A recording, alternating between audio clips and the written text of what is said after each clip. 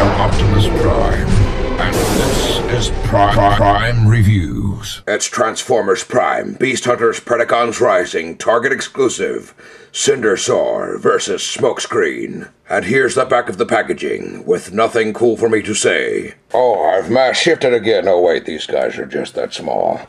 So here's Smokescreen versus Cindersaur, and no, he does not make sparks come out of his mouth.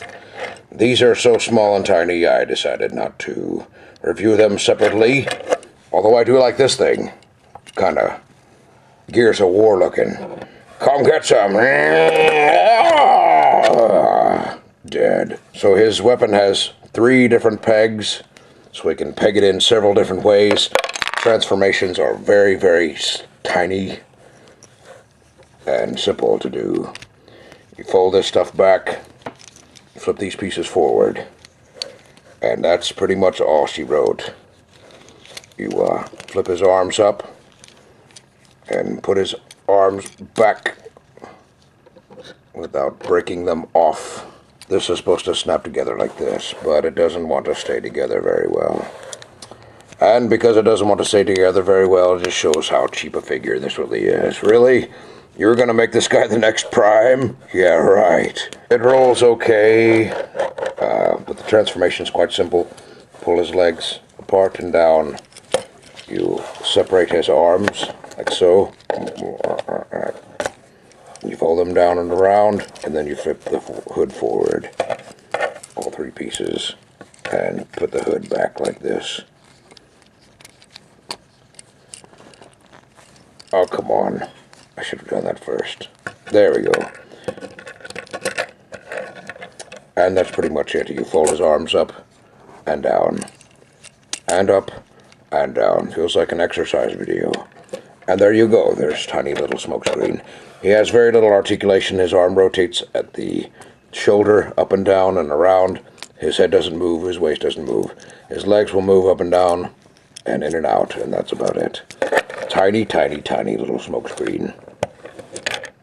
But his weapon will peg into the back of his hood, like this, for storage,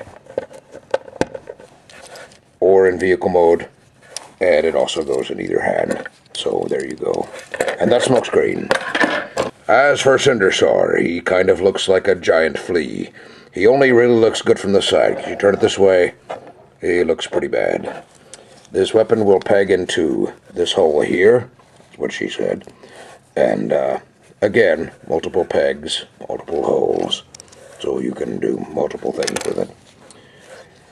You separate his body apart like so, and pull this part around like this. And that's pretty much all there is to this guy. Not a whole lot of fanciness going on here. And there's Cindersaur. You can move his parts around in multiple ways to make this work, but that's about as good as it's going to get. Still, not bad for a tiny little figure. His weapon will peg into the front part of his hand, as well as the side part of his hand. And I'm sure there's other holes that you can peg it into. His shoulder as well, I believe. You can also peg it into here, I think. Yep, right into the shoulder. So multiple ways to put the weapon in. For size comparison, they're just barely bigger than a Rescue Bot's human. That is just so sad. And stay tuned every day this week for brand new Beast Hunters action figure reviews from Optimus Prime and Megatron, all leading up to the network premiere of Predacons Rising, and a special giveaway of Beast Hunter Optimus Prime and Beastfire Predaking. Triple charge with RippedApparel.com, BKBN.net, and BigBadToyStore.com.